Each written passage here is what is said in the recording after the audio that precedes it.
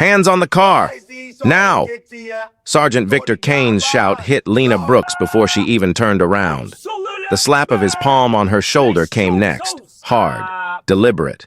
She steadied herself and spoke clearly. General Lena Brooks, United States Joint Task Force Pacific. ID in my left pocket. Kane didn't care. Save the story, he said. His voice was full of authority and something darker. Officer Mateo Cruz stood behind him, nervous, unsure whether to act or observe.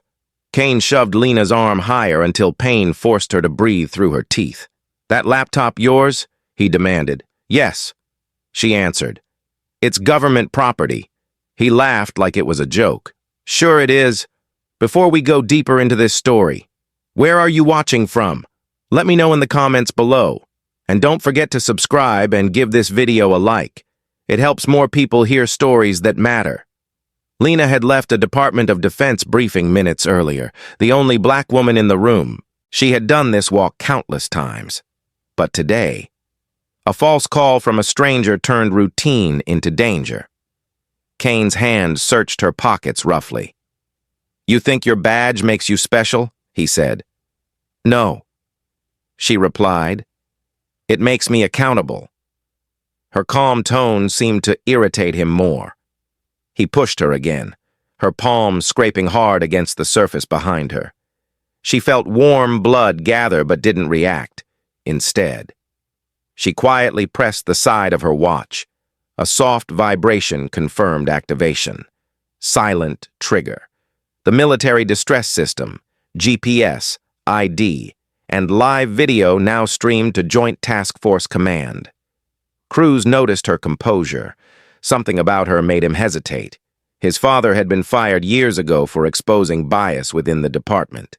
That memory hovered in the back of his mind. Kane barked at him. "Keep your eyes open, rookie. These types know how to play victim."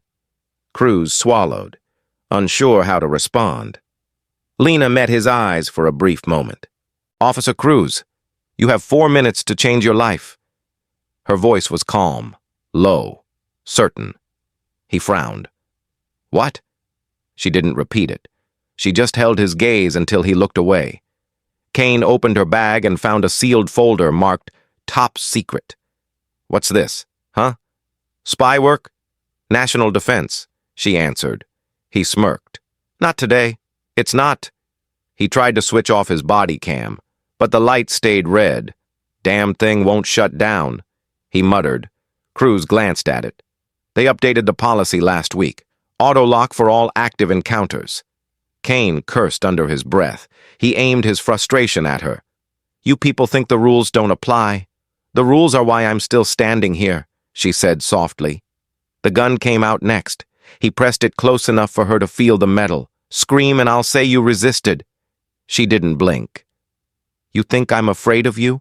she said quietly. "You're afraid of what happens when the truth comes out." Kane hesitated for a second. Just enough for Cruz to see the tremor in his hand. Alcohol and anger made a dangerous mix. Cruz took a step forward. "Sarge, maybe we should check her ID." "You questioning me?" Kane snapped. "No, sir." "Then stay where you are." Lena's phone, hidden inside her hoodie, was recording audio. Every word, every tone, every pause.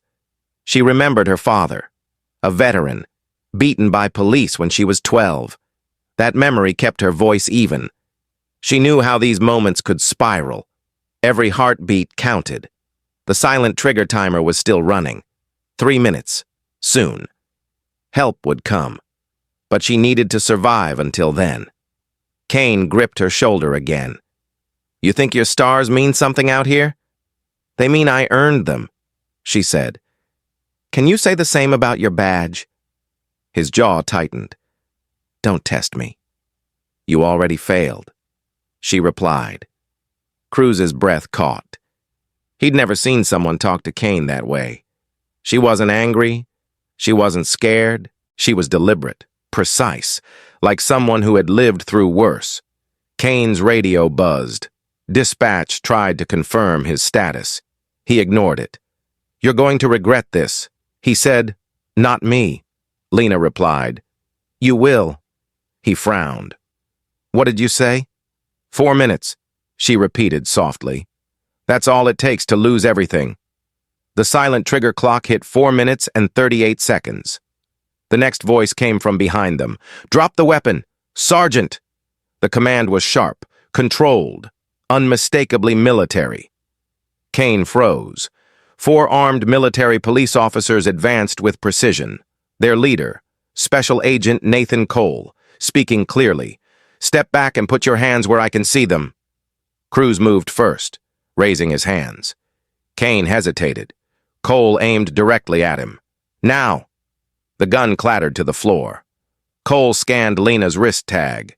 General Lena Brooks, JTF Pacific. He confirmed. You're safe now. Ma'am. She nodded. I was never unsafe. Just underestimated. Kane tried one last defense. She was breaking in. She attacked me. Cole ignored him. Your camera says otherwise. He turned to Cruz. You good, officer? Cruz nodded faintly. Yes.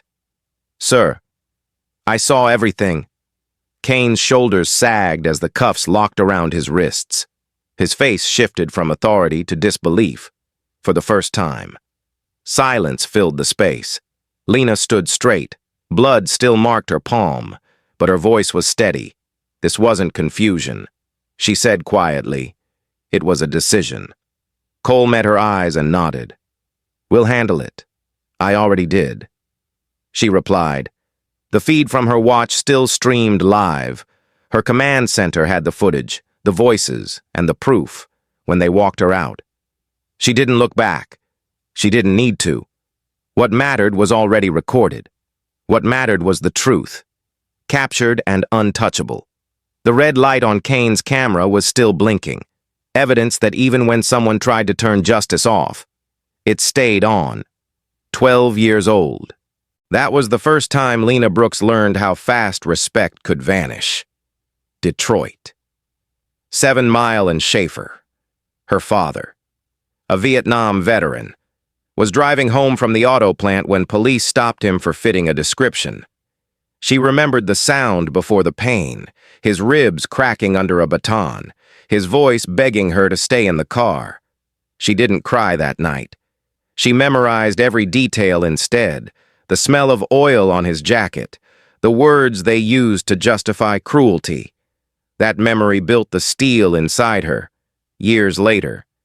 That same steel held her still when Sergeant Kane slammed her against the pillar. But strength alone didn't erase the sting. The difference now was power. She had earned hers, and he was about to lose his. After the military police took Kane away, Lena sat in the interview room with Captain Alicia Morales from Internal Affairs. Morales was calm, professional, a woman who had faced her own share of bias in uniform. General Brooks, I need your account in sequence, she said. Lena gave it clean and direct, no embellishment, no emotion, just the facts. She told her about the call, the confrontation, the silent trigger activation, and the attempt to disable the body cam. Morales listened carefully, pen tapping lightly against her notepad. And Officer Cruz? She asked. He hesitated. Lena said, that hesitation saved him. Maybe his conscience still works. Morales nodded. We'll see if he tells the same story. Lena's tone softened. He will. He's his father's son. Morales looked up. You know his father? I read the reports. Lena replied. He tried to expose bias 15 years ago. Lost his job for it. Meanwhile, in another room, Cruz sat alone, hands clasped, heart racing. He wasn't sure if he was angry, ashamed, or relieved. When Morales entered, he stood. Sit down. Officer Cruz, she said. You're not under arrest. He sat, exhaling. I didn't know what to do. He said quickly. He's my sergeant. He gives the orders. Morales leaned forward. And when the order's wrong? Cruz hesitated. I thought if I spoke up, I'd lose my job. Morales studied him. You're right. You might have, but silence costs more than a paycheck. He lowered his head. She told me I had 4 minutes to change my life. I didn't understand what she meant until now. Morales tapped her pen once. So what did you do? He told her about the bag search, the gun, the trembling hands. She stayed calm the whole time. He said, didn't flinch once. Morales paused. Did he try to turn off his camera? Cruz nodded. Yes. But the update blocked him. And her watch? It was recording. I saw the light. Morales nodded. You'll testify to that?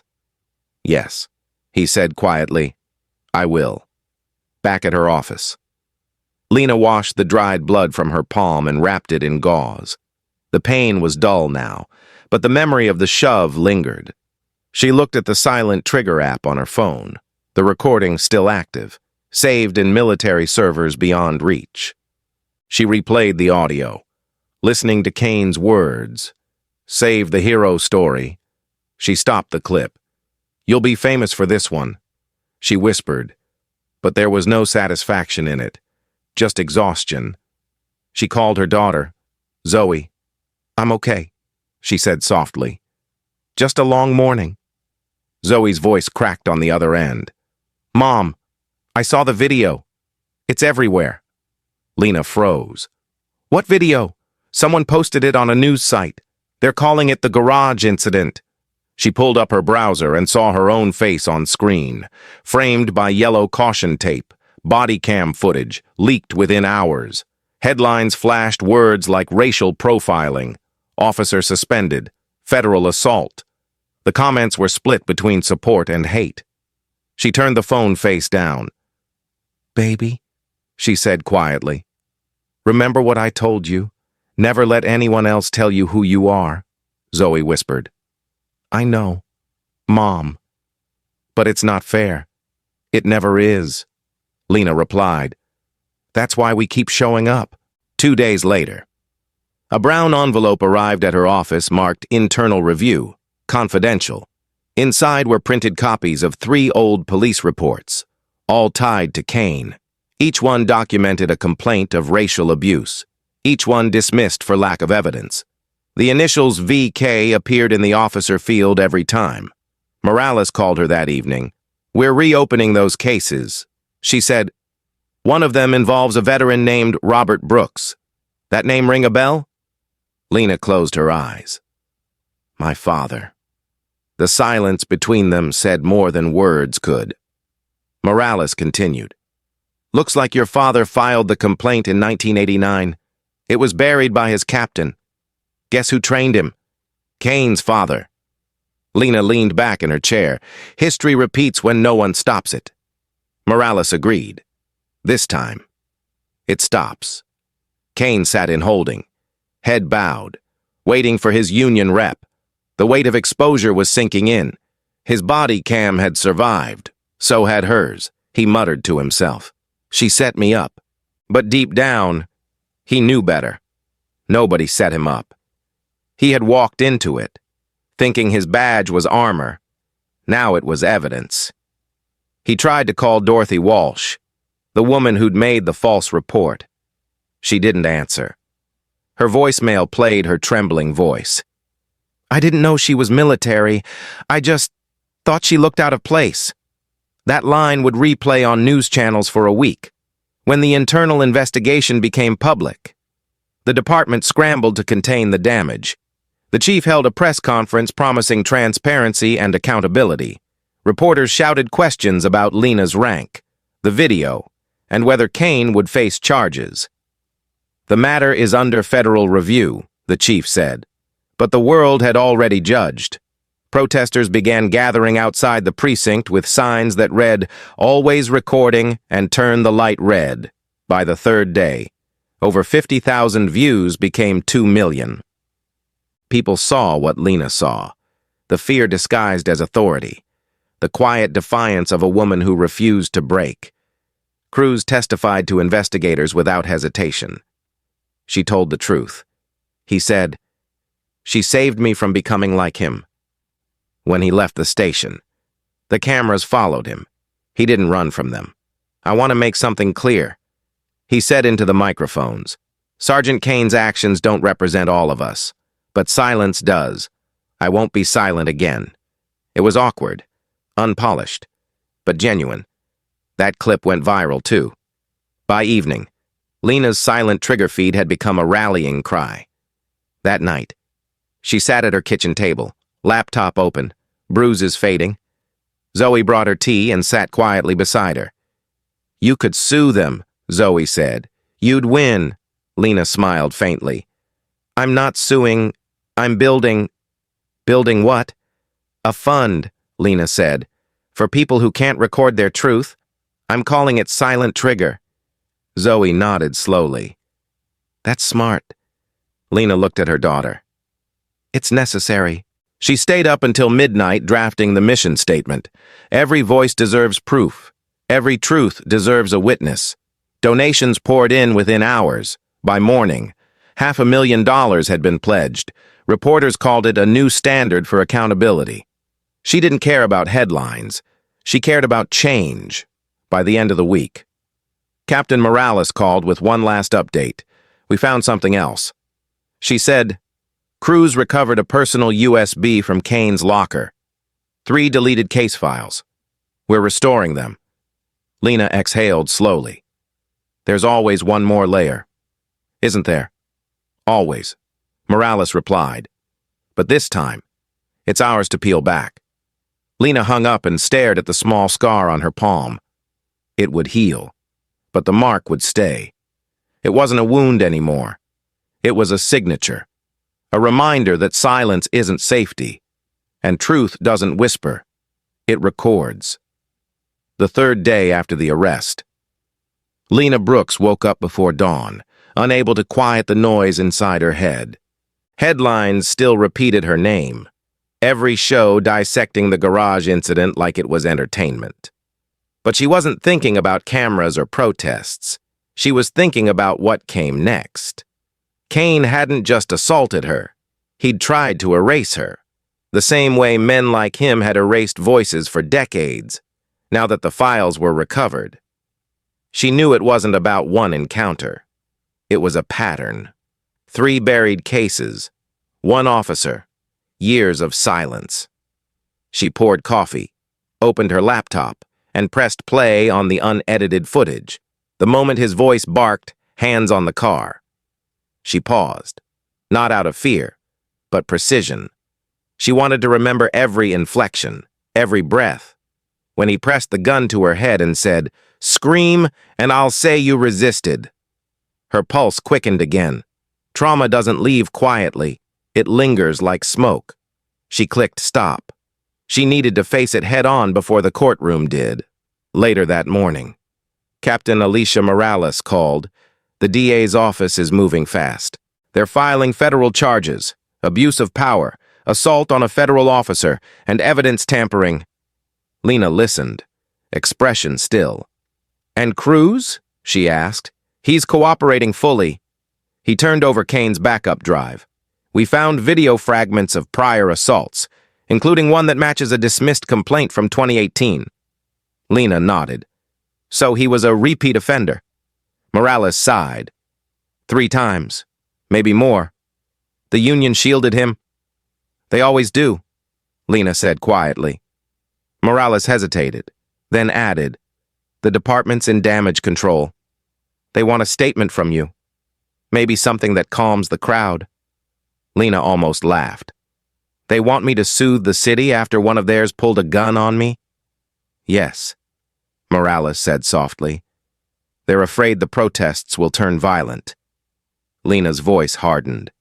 Then maybe they should start listening instead of talking. By noon, federal investigators arrived to collect physical evidence. Lena signed off on chain of custody forms, each one a reminder that justice required paperwork as much as courage.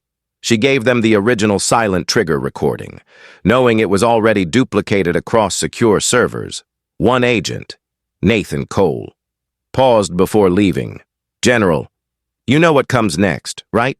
Public trial," she said. "Cross-examination, character scrutiny, and retaliation," he added. She met his eyes. "I've been under fire before. This is just a different uniform." Cole nodded with quiet respect. Then I'll see you on the stand. Across town. Kane sat in a holding cell, his temper gone flat. He hadn't slept in 48 hours. The shock was giving way to regret, or something close to it. His lawyer told him the evidence was airtight.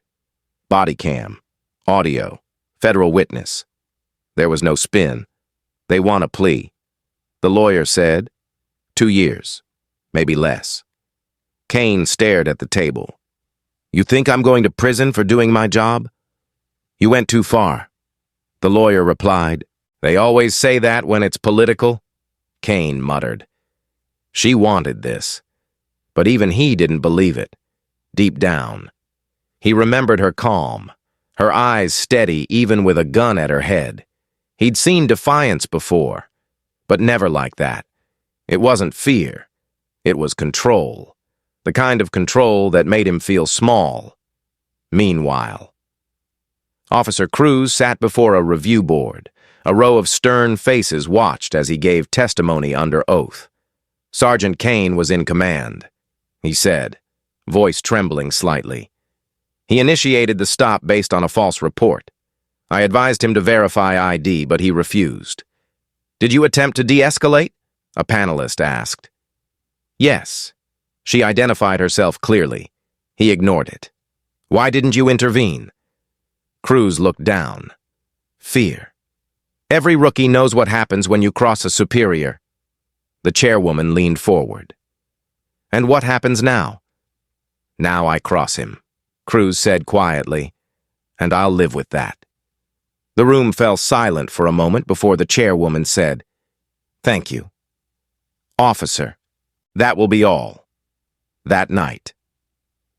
Lena received an anonymous email. No sender, no subject line, just one sentence. Check Kane's locker again. She forwarded it to Morales, who dispatched a team immediately. What they found confirmed everything. Another hidden USB drive, this one containing voice memos from Kane himself, drunken recordings, rants about keeping order, mocking complaints, and one chilling confession. You can't change the system because the system is us. Morales played it for Lena over the phone. Neither spoke for a while. Finally, Lena said, that line needs to be heard in court. It will be, Morales replied. But you should know, it's going to make enemies. By the fourth night, protests surrounded San Diego police headquarters. Crowds carried signs reading, Silent Trigger, Loud Truth. Cameras rolled non-stop. Lena watched from her office window, not as a symbol, but as a soldier studying terrain. She knew public rage could turn quick and blind. She drafted a statement, short and deliberate. This is not war. This is accountability. Keep the peace. Let the truth speak. She posted it on her official page. Within an hour, 50,000 shares. The tension didn't vanish, but the message hit home. Calm, without surrender. A day later, Cruz asked to see her. They met in a secured conference room. No cameras, no press. He looked nervous. I wanted to apologize. He said, she shook her head. You did what conscience told you when it mattered. Too late, he said. Not for you.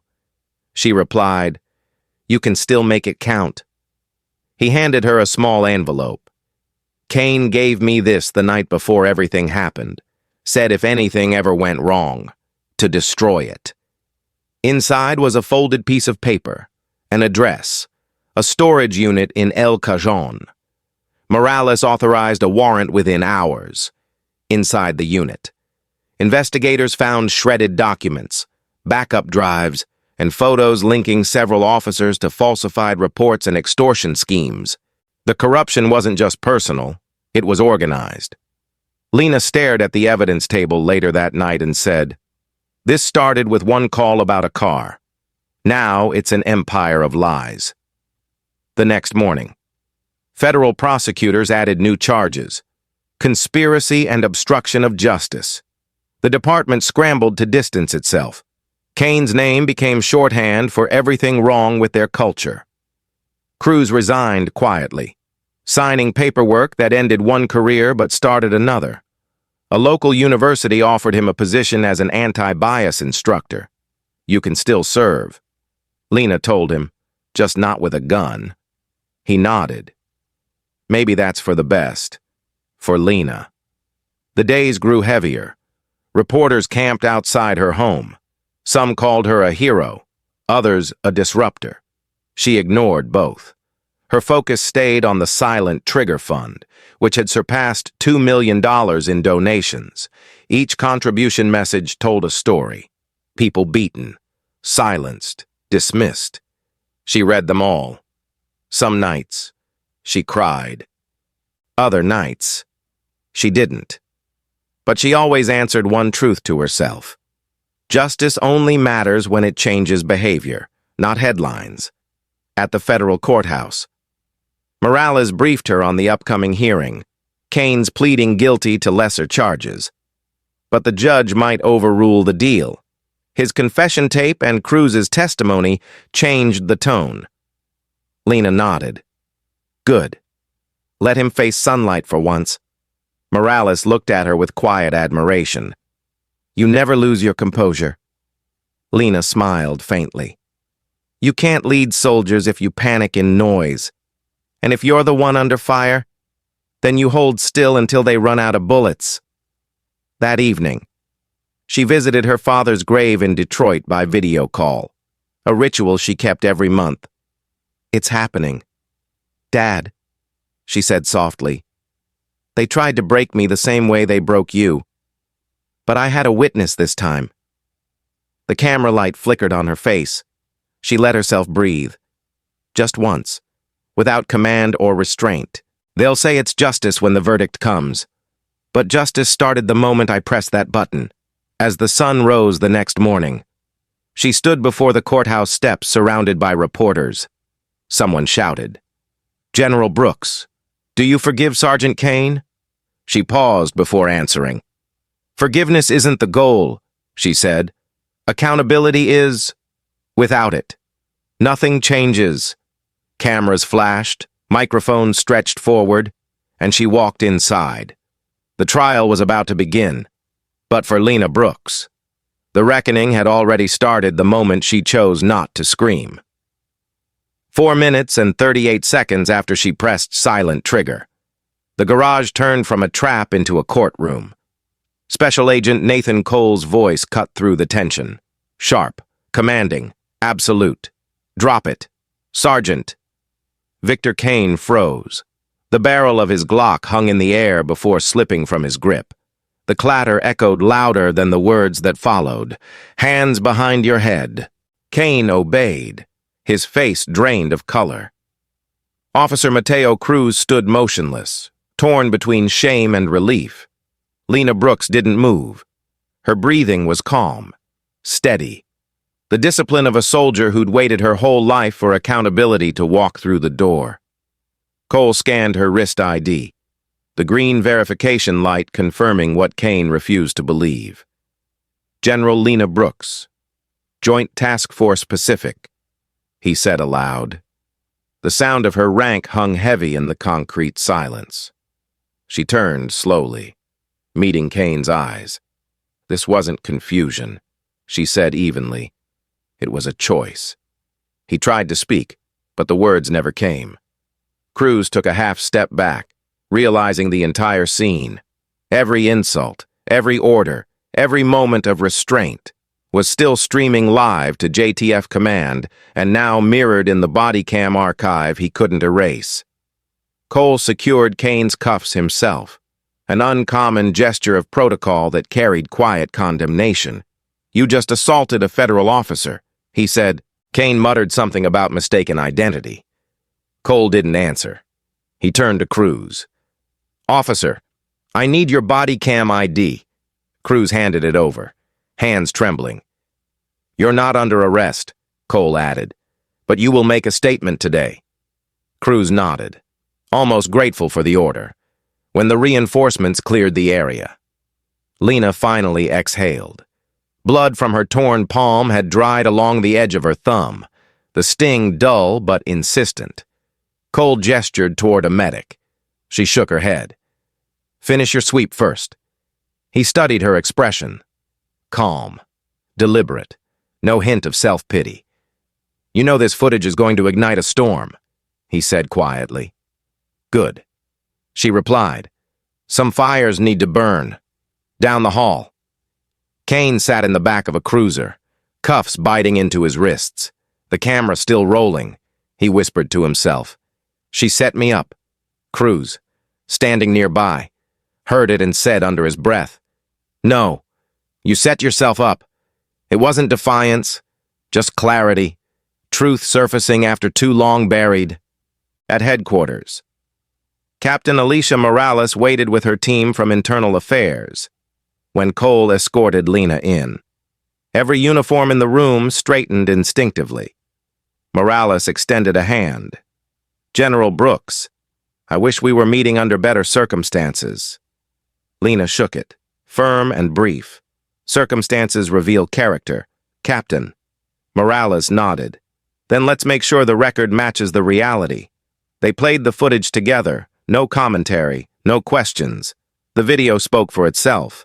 Kane's tone, the pressure of his hand, the blood, the command that came too late, all preserved. When it ended, Morales leaned back, silent for a long moment. You kept your composure through all of that? Training, Lena said. And memory? Morales glanced at her. From where? Detroit. My father learned the cost of silence the hard way. Morales understood without asking for details. Cruz arrived an hour later, escorted by Cole.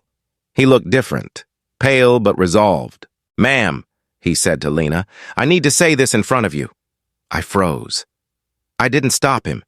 She studied him for a moment. You didn't help him either. No, ma'am. Then you did something right. He sat, relief mixing with guilt. Morales began recording his statement. Cruz told the story exactly as it happened.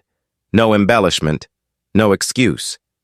When he described the moment, Lena said, You have 4 minutes to change your life. Morales stopped writing. She really said that? Cruz nodded. Yes. And she was right. Outside. The city had begun to react. Reporters gathered near the courthouse. Someone had leaked the first 30 seconds of the video to local news.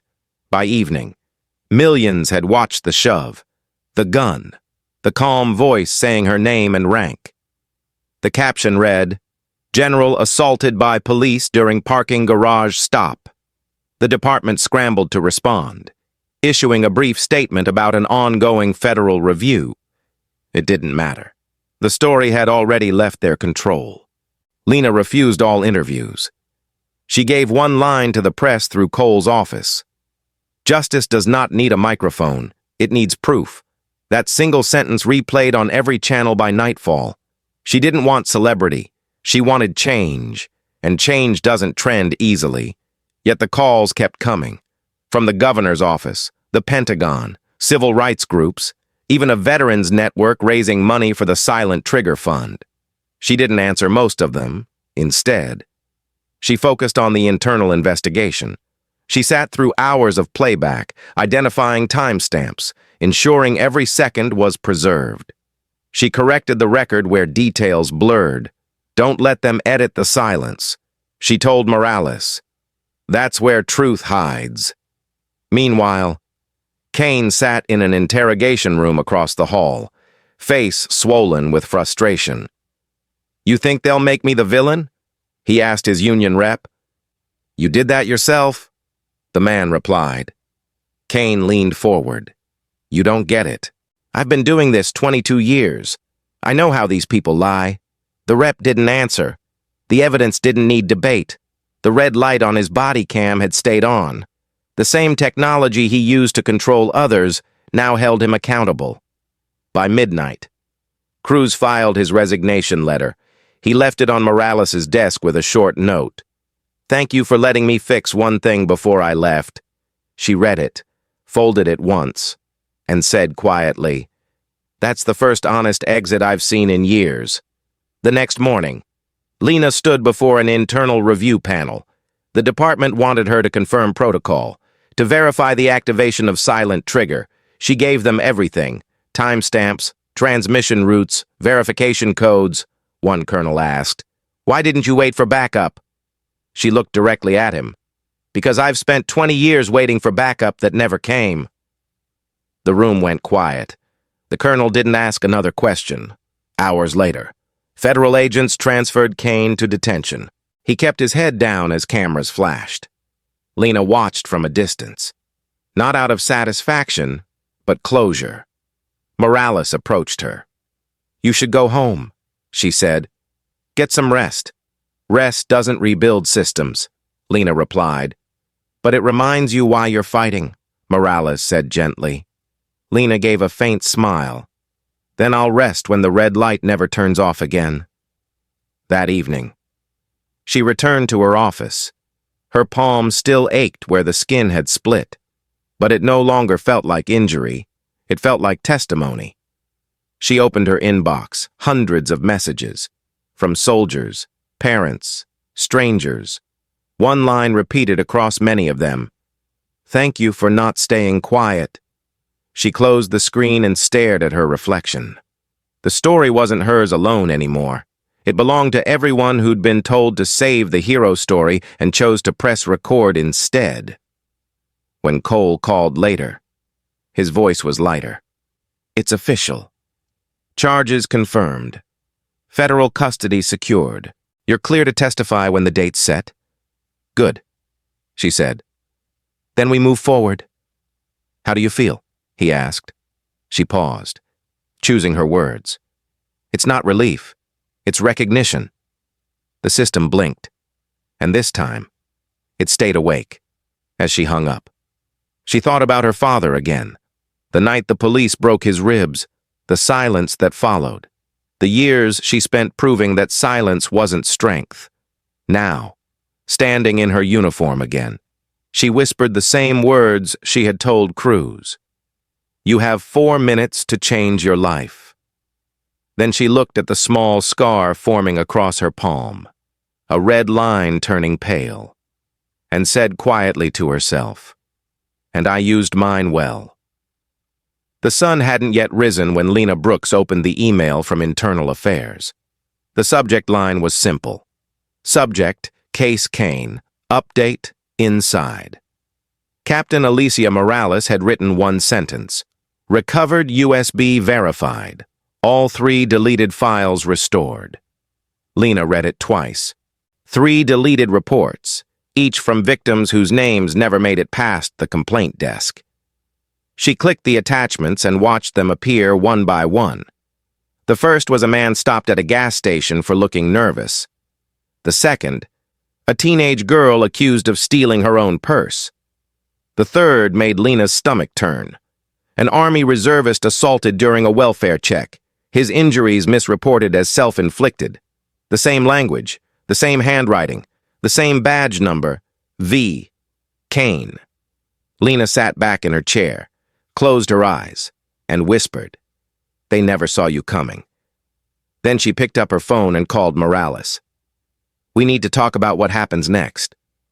An hour later, Morales met her at the precinct. She looked tired but steady, holding a manila folder. Federal court set the preliminary hearing for Monday. She said, "But there's something else." She opened the folder and laid out the photographs from the restored files. These victims filed internal complaints. All 3 were buried by the same supervisor.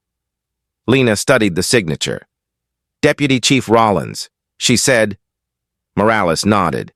"He's retiring next month. The department wants to keep his name out of it." Lena looked up. "No, he's part of it. You don't bury complaints like these by accident." Morales exhaled slowly. "I knew you'd say that." She handed her a small envelope. "You'll want to see this too." Inside was a printed confession. Kane's handwriting, scrawled in pencil, mailed from his holding cell.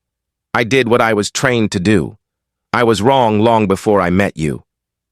Lena stared at the paper for a long moment. There was no satisfaction in it.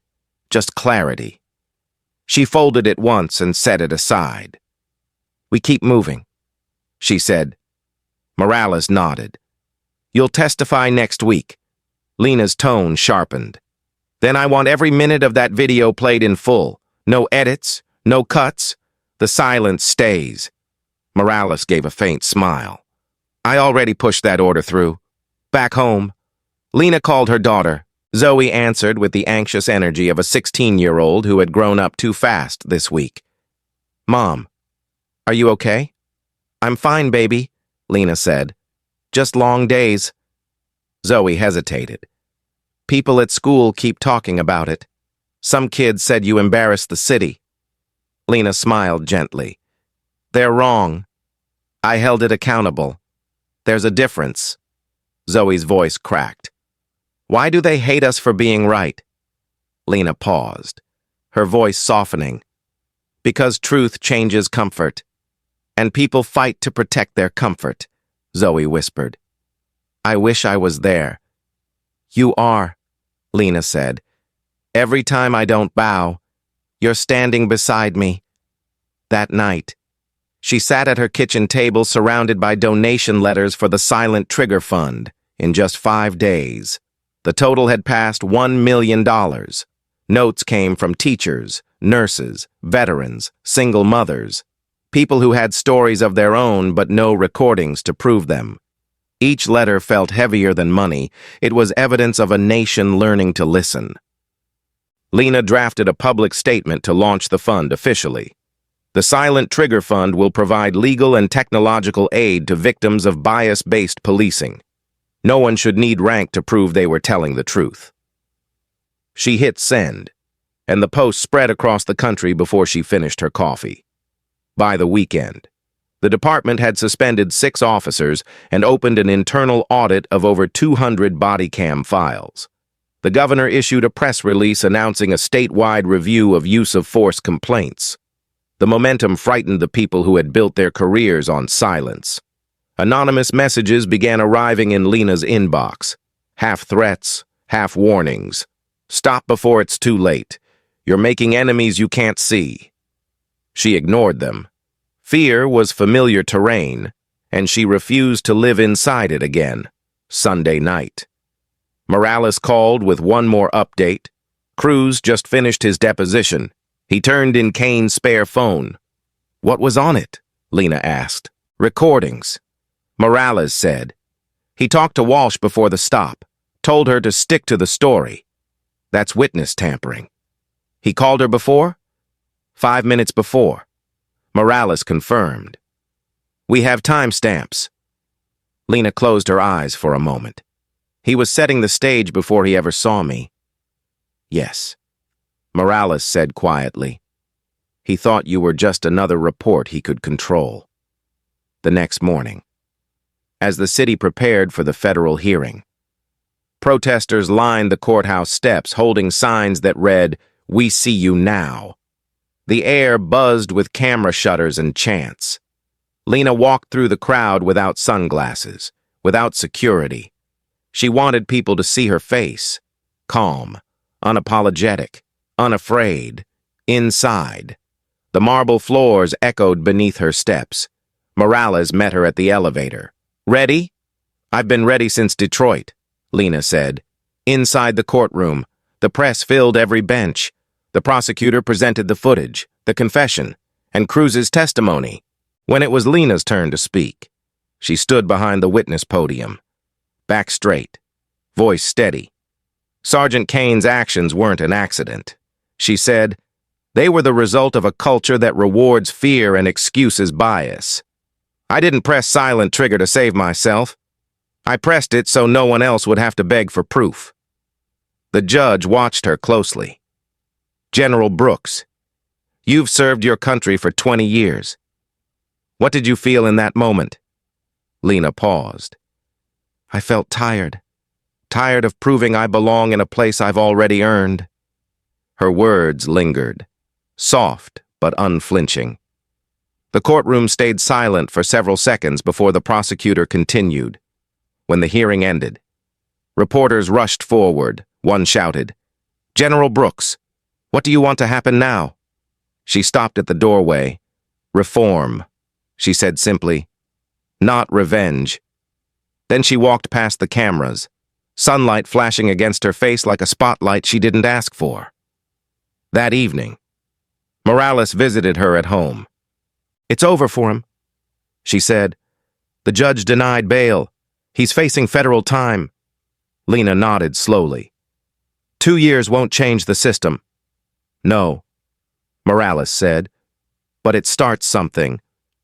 Lena reached for the envelope on her desk, the one with Kane's confession, and handed it to her. File this where others can read it.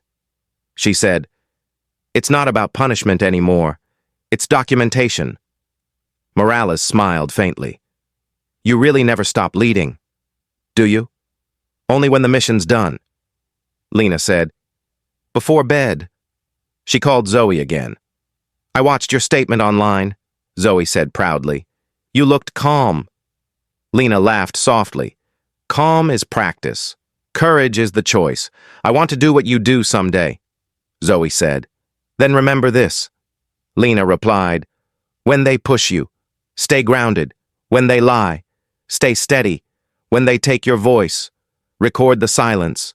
When she finally turned off the light, she sat for a moment in the quiet. The hum of the city outside felt different now. Still chaotic, still imperfect, but alive with awareness. Somewhere, another woman was pressing record for the first time. Another officer was rethinking what a badge meant. And another mother was explaining to her daughter why truth sometimes hurts before it heals. Lena whispered to the darkness. We're not finished. Then she looked at the scar on her palm, faint but permanent, and smiled. This time, she said softly, We left proof. The courtroom was silent except for the clicking of cameras as the federal trial began. Sergeant Victor Kane sat at the defense table, jaw tight, eyes down. His lawyer whispered constantly, but he barely listened. The weight of the moment pressed down on him. The red light from his own body cam had become his judge and jury. Across the aisle, Lena Brooks sat upright in uniform, ribbons pinned neatly, her left hand resting lightly on a notebook. The scar across her palm had healed into a thin white line, but the memory behind it hadn't faded. She wasn't here to destroy him. She was here to finish what he started. The prosecutor began by playing the video. It filled the room, the command, the shove, the gun, the calm voice that said, General Lena Brooks, JTF Pacific. No narration, no music, just truth, raw and unedited. When the clip ended, the courtroom stayed quiet. The judge cleared his throat. I believe we've all seen enough to understand the gravity. Kane's attorney stood, Your Honor, my client has accepted responsibility. He acted under stress, responding to a citizen complaint. The prosecutor cut in sharply. That's not stress. That's bias. And bias doesn't wear out. It hides until it's caught. The judge didn't interrupt.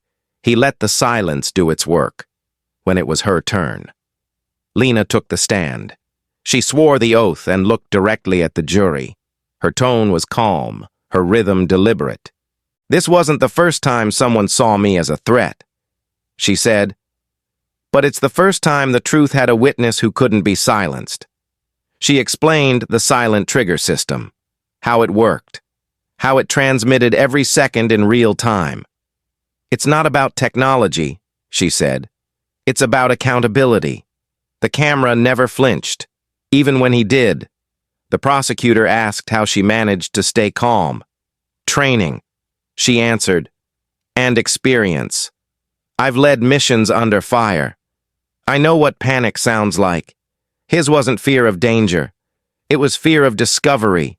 Every word landed like a hammer on stone.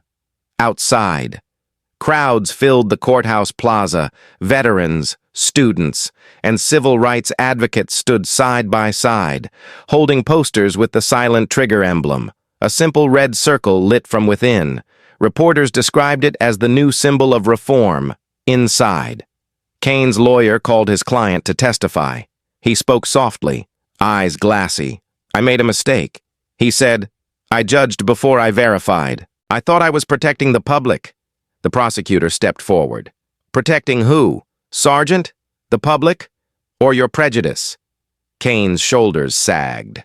For once, he didn't have an answer. The trial lasted 18 days. Testimonies from officers, analysts, and experts painted a consistent picture: patterns of misconduct, ignored warnings, and a culture that rewarded silence. Cruz's testimony was the turning point. He admitted everything: the hesitation, the cover-up attempts, the secret recordings. When asked why he didn't intervene sooner, he said, "Because I was afraid of losing my job. But I realized I'd already lost something worse: my integrity." The courtroom fell silent again. Cruz looked at Lena. She gave him a small nod, the kind given from one soldier to another after battle. By the second week, the case had become a national event. News networks replayed the footage hourly. Politicians weighed in. Civil rights groups demanded legislation. Public trust in local law enforcement dropped 20% in 10 days. The governor announced emergency reforms. All police cameras would now operate under independent digital verification. No more manual control. California became the first state to mandate 40 hours of annual bias training for every sworn officer. Some called it overreach. Others called it overdue. For Lena, it was the first real sign that something was shifting. On day 16, Kane broke down on the stand. "I was wrong," he said quietly. "Not just that day. For years." He admitted falsifying past reports, coercing witnesses, and burying complaints. When the prosecutor asked why, he replied, "Because the system let me." That statement echoed across every headline the next morning. It was the first honest thing he'd said in months. On the 18th day, the verdict came: guilty on all counts: abuse of power, assault on a federal officer, tampering with evidence, and conspiracy to falsify reports. The judge sentenced him to 2 years in federal prison, citing cooperation but emphasizing betrayal of duty. When the gavel struck, Kane closed his eyes, whispering words no one could hear. Lena didn't look away. She'd seen plenty of endings, but this one felt different.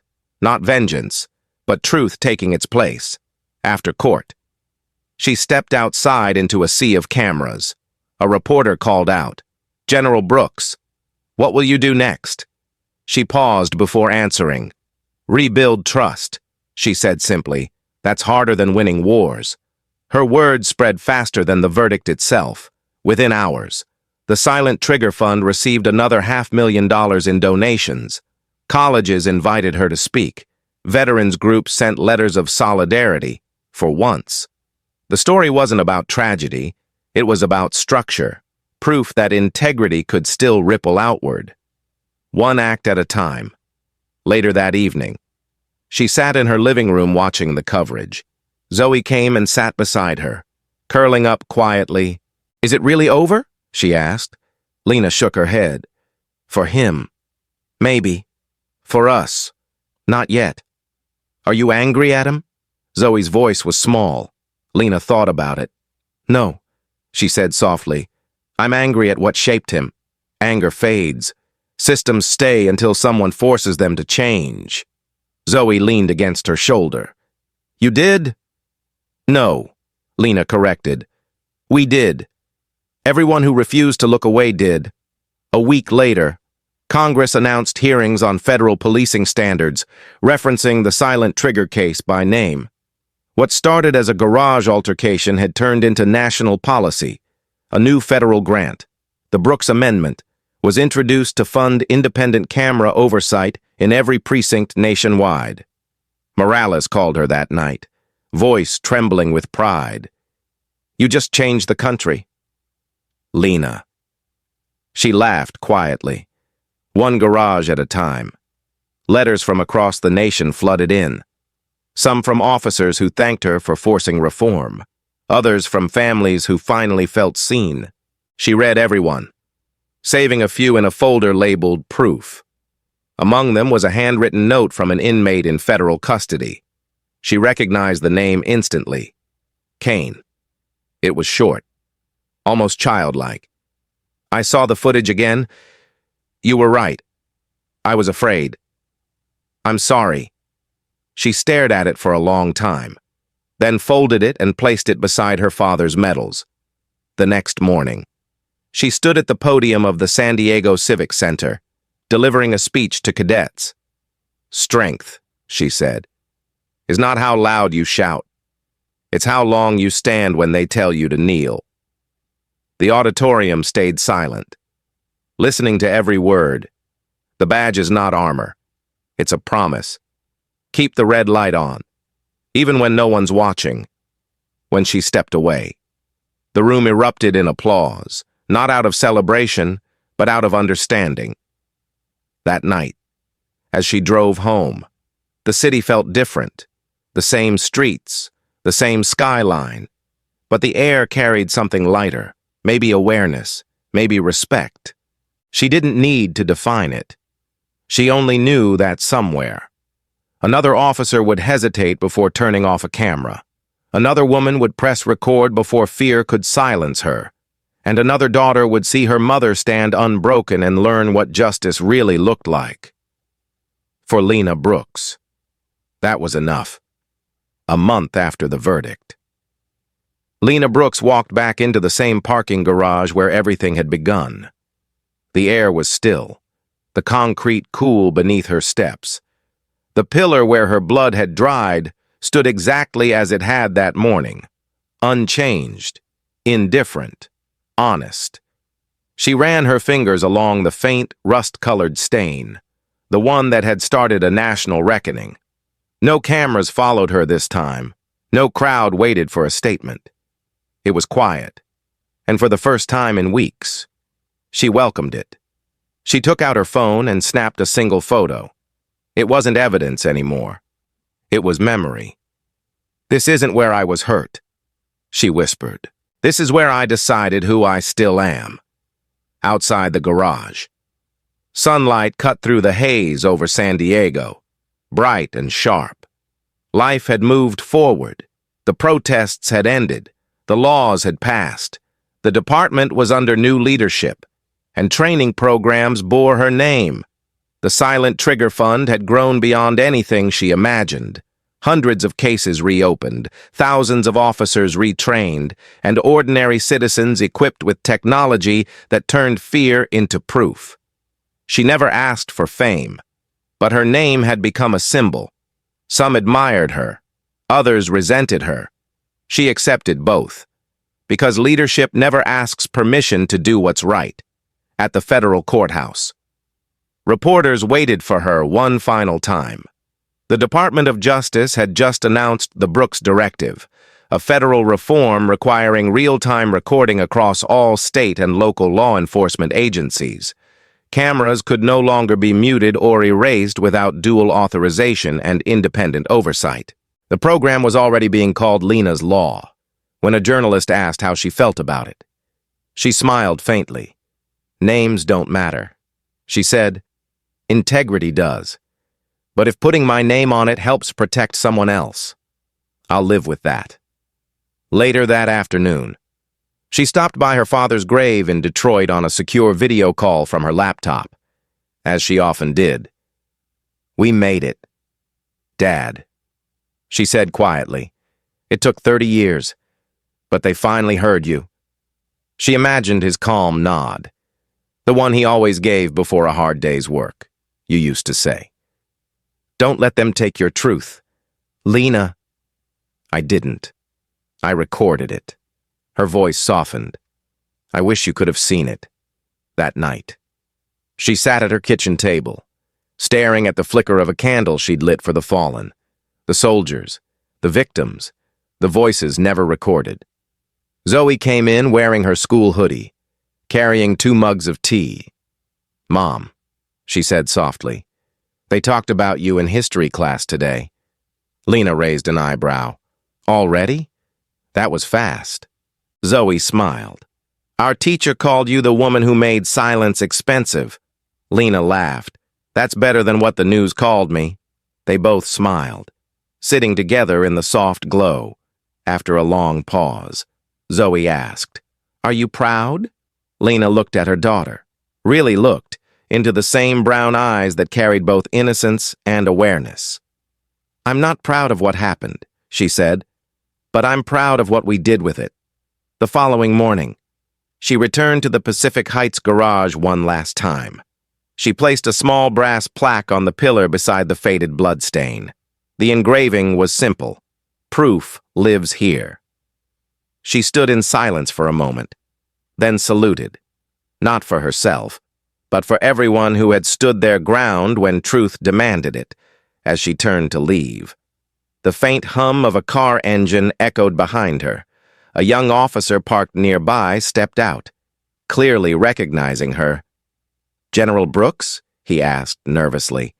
She nodded. "Ma'am, I just wanted to say, your case is why I joined." She studied him for a moment, then said, "Then do it right. Keep the light on." He nodded firmly. "Yes, ma'am." As she walked away, she knew he would. In the months that followed, the Silent Trigger Fund expanded nationally. Renamed Project Red Light, a network connecting body cams, civilian devices, and AI timestamp verification under one unified system. Reports of unrecorded incidents dropped by half. Civil rights groups credited her with restoring a level of public trust no policy had managed in decades. But Lena stayed out of the spotlight. She declined talk shows, turned down awards, and focused instead on mentorship programs for young officers. Justice, she often told them, isn't a courtroom victory. It's the quiet decision to do right when no one's filming. On the one-year anniversary of the incident, she stood before a group of cadets at the San Diego Academy. The room was silent, filled with anticipation. "Every one of you will wear a badge," she said, her voice calm but firm. "That badge isn't protection. It's a mirror. It reflects who you really are when the light hits you. Some will flinch. Don't be one of them." She paused, scanning the room. The law doesn't need heroes. It needs witnesses. The applause that followed was steady, respectful, not for her name, but for the truth she had made impossible to ignore. That evening, she returned home and watched the sunset from her porch. The sky streaked with gold and crimson. She thought of her father, of Cruz, of Kane, of every person who had chosen silence over courage and everyone who hadn't. The world hadn't changed overnight, but it had begun. And beginnings, she knew, were how revolutions truly start. Zoe joined her outside, resting her head on her shoulder. "Mom, do you ever wish it hadn't happened?" Lena thought for a moment.